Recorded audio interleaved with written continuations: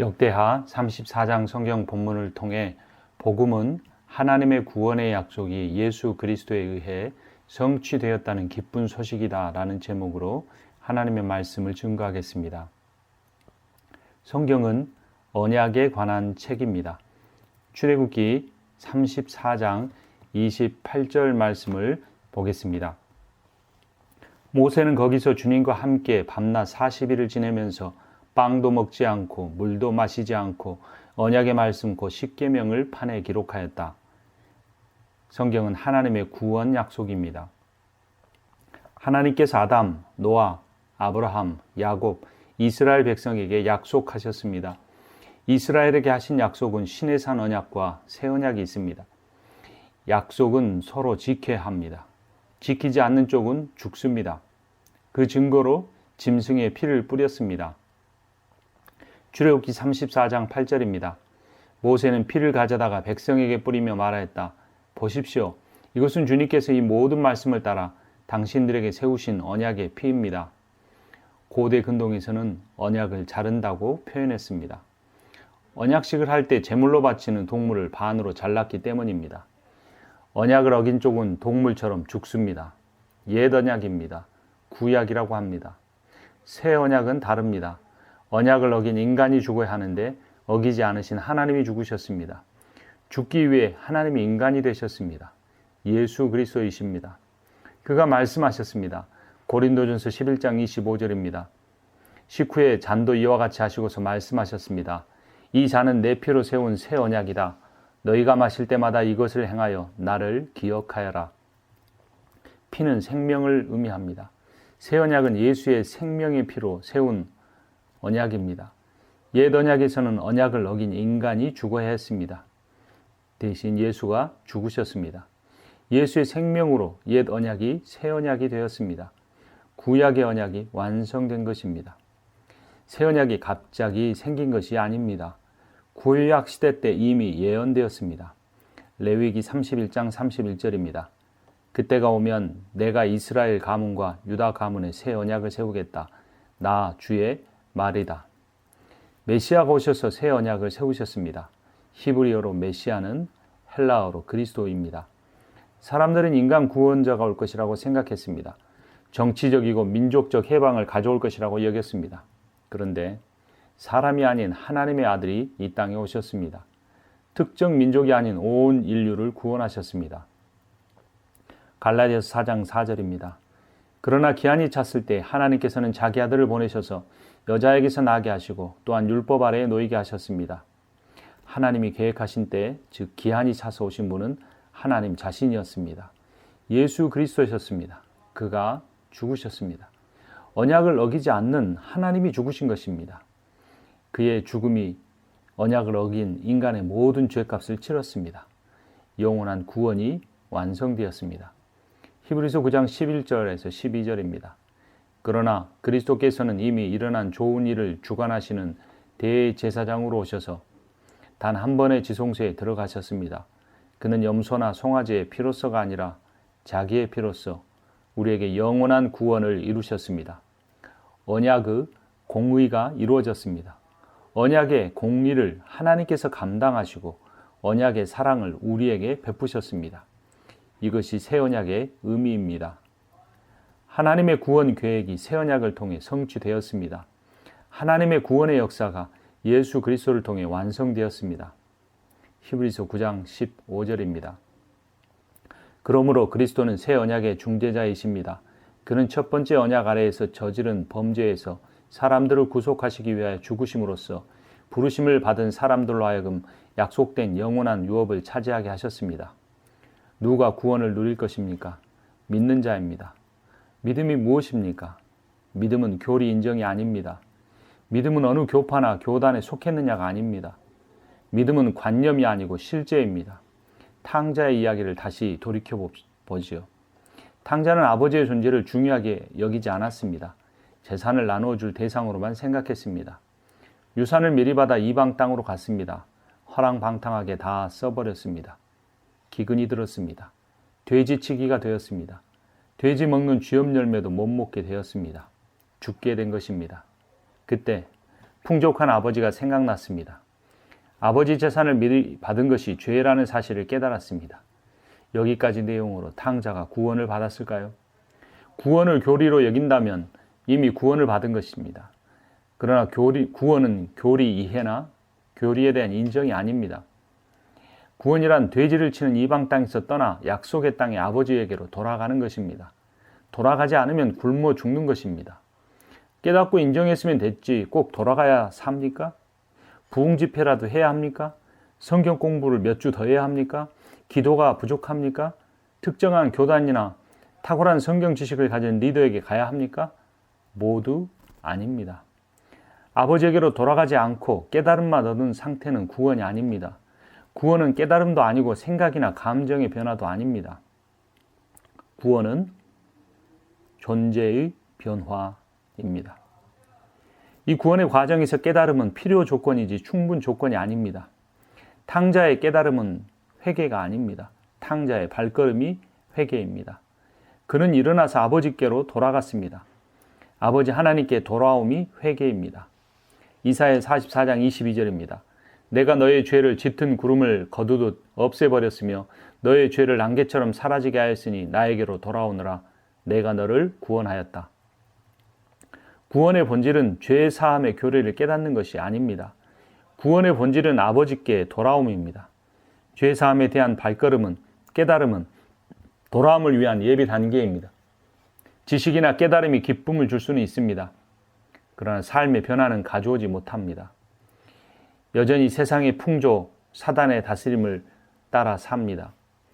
기존 교단은 양심의 가책이라도 느껴서 계속 뉘우치라고 하는데 어떤 사람들은 뉘우침도 필요가 없다고 말합니다. 그냥 내가 죄사함을 받았다고 믿으면 그걸로 끝이라고 합니다. 자신이 죄사함을 받았다고 믿으면 된다는 것입니다. 특정한 날짜까지 알고 있으면 더 좋다고 말하겠지요. 그러나 자기가 따르는 지도자가 죄사함을 받았다고 선언한다고 구원받은 것이 아닙니다. 맹신일 수 있습니다. 착각일 수 있습니다. 처음 죄사함을 받았고 느낄 때는 만물이 새로워 보입니다. 미웠던 사람도 사랑하게 됩니다. 모든 곳에 하나님이 계신 것처럼 느껴집니다. 그러나 얼마 지나지 않아 원래대로 혹은 이전보다 더 심한 상태가 되고 맙니다. 비우기만 했지 채우지 않았기 때문입니다. 예수로 인해 죄사함을 받았으면 성령으로 채워야 합니다. 성령의 채우심을 통해 예수의 사람이 되어야 합니다. 아버지께 돌아온 사람만이 성령을 받습니다. 주님을 통해 주님의 영을 받습니다. 탕자는 아버지에게 돌아왔습니다. 아버지가 그를 품꾼의 하나가 아닌 상속자로 세우셨습니다. 놀라운 일이었습니다. 기쁜 소식입니다. 복음입니다. 무한한 사랑만 아니라 무한한 능력의 아버지이십니다. 아들들에게 재산을 이미 나누어 주었으니 지금은 빈털터리야 했습니다. 그러나 여전히 부자입니다. 온 마을 사람들을 먹일 만한 잔치를 벌입니다. 일반 아버지가 인간이 아니라는 사실이죠. 믿음은 하나님의 사랑만 아니라 하나님의 능력이 무한하심을 신뢰함입니다. 이 사실을 알면 변화되지 않을 수가 없습니다. 어떤 대상이 나를 사랑해도 능력이 없으면 무의미합니다. 어떤 대상이 전능해도 나를 사랑하지 않으면 소용이 없습니다. 하나님은 우리를 사랑하실 뿐만 아니라 전능하십니다. 그러기에 하나님 한 분이시면 충분합니다. 모든 소유와 명예를 포기하고도 예수 그리스도 한 분이면 충분합니다. 소유와 명예와 힘은 우상입니다. 사람은 더 좋은 것을 가질 수 있으면 덜 좋은 것은 버릴 수 있습니다. 요시야가 그런 사람이었습니다. 요시야는 우상을 제거합니다. 오늘 본문 역대하 34장 3절에서 6절입니다. 요시야는 왕이 된 지 8째 해 아직도 매우 어린 나이에 조상 다윗의 하나님을 찾기 시작하였다. 그의 통치 12년이 되는 해에는 산당과 아세라 목상들과 아로 새긴 우상들과 부어 만든 우상들을 없애고 유다와 예루살렘을 깨끗하게 하였다.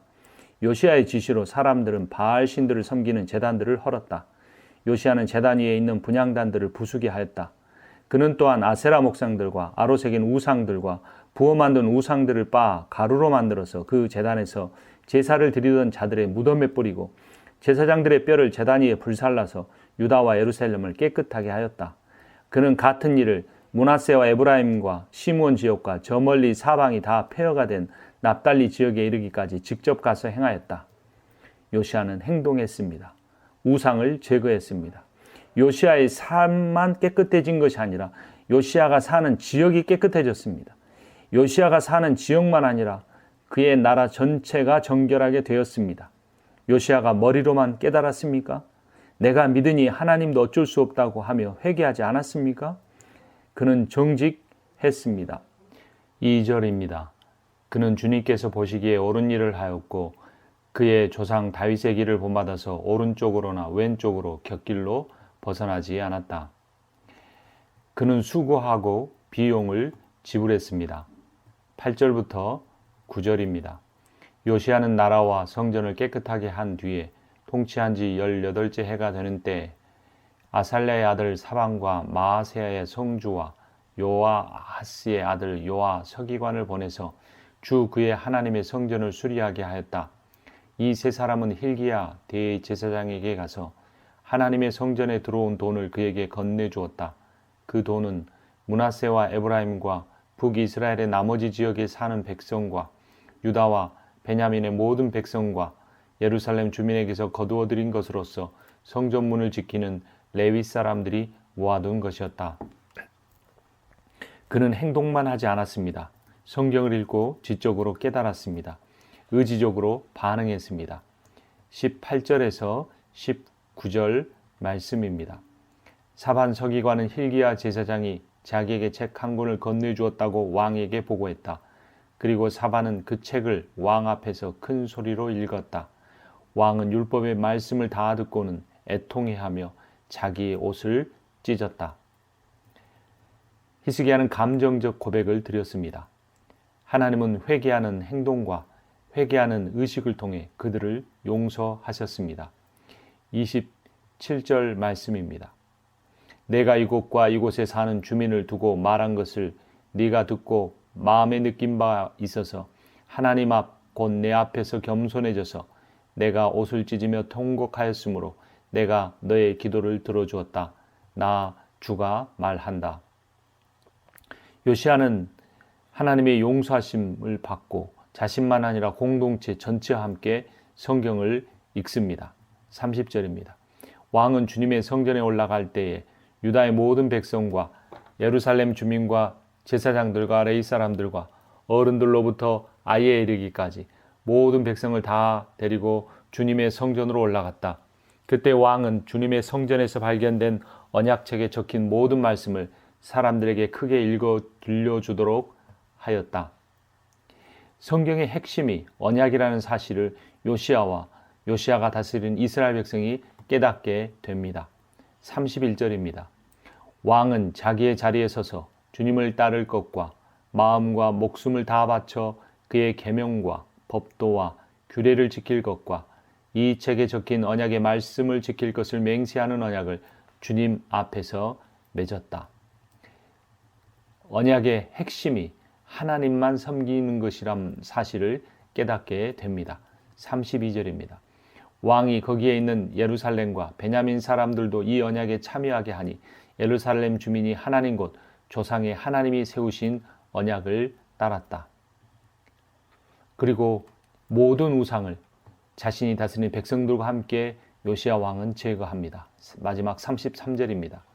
이와 같이 요시아는 이스라엘 자손에게 속한 모든 땅에서 혐오스러운 것들을 다 없애버리고 이스라엘의 모든 사람으로 주 하나님을 섬기게 하였으므로 요시아가 살아있는 동안에는 백성이 주 조상의 하나님께 복종하고 떠나지 않았다. 코로나 바이러스 감염병이 한창인 때 우리가 해야 할 일이 있습니다. 바로 우상을 제거하는 일입니다. 이전에는 매우 자유롭게 하던 일들 중에 지금은 할 수 없는 것들이 참 많습니다. 이런 상황으로 인하여 우울증에 걸린 사람도 많습니다. 가만히 생각해 보면 그것들이 우리의 우상이었습니다. 먹고 마시는 것, 놀고 즐기는 것, 하나님이 주신 복이지만 심지어 교회 모임과 교회 예배당도 하나님이 주신 복이지만 때로는 그것이 하나님 없이 우리에게 이루어지는 우상에 불과한 때였을 수도 있었던 것입니다. 주님께서 우리에게 물으십니다.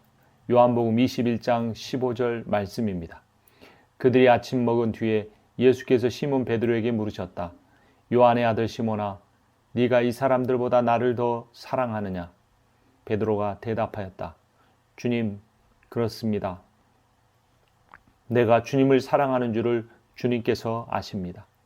예수께서 그에게 말씀하셨다. 내 어린 양 떼를 먹여라. 자신이 섬기는 지역 교회보다 하나님을 더 사랑하십니까? 자신이 즐겨하던 취미생활보다 주님을 더 사랑하십니까? 우리의 우선순위가 하나님께 있어야 합니다. 세상은 종말을 향하여, 종말의 심판을 향하여 가고 있습니다. 부자는 더 부자가 되고 가난한 사람은 더 가난해지고 있습니다. 팬데믹에는 모든 사람이 고통받는 것 같지만 죽는 사람은 가난하고 나이 들고 병든 사람들입니다. 앞으로 계속 일자리가 줄어들 것입니다. 노동은 하나님이 주신 가장 큰 복입니다. 그런데 일할 수 없게 되는 것은 하나님이 주신 복을 인간이 스스로 제한하는 것입니다. 부가 특정한 계층에게 더 쏠리게 될 것입니다. 이 또한 하나님이 기뻐하지 않으시는 일입니다. 이렇게 된 상황이 누구에게 문제였을까요?